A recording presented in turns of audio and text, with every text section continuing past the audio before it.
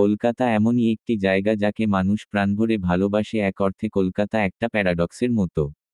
কলকাতার দুটি অংশ আছে, একটি অংশ যা এখনও অতীতে বাস করে এবং ভালো সময় স্মরণ করতে ভালোবাসে।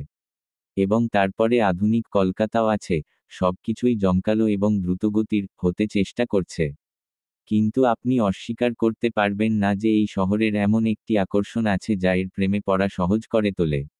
এবং এখানে কলকাতা সম্পর্কে কিছু উক্তি দেওয়া হলো যা আনন্দের শহর এর এই অনস্বীকার্য আকর্ষণ এবং সৌন্দর্যকে চিত্রিত করে।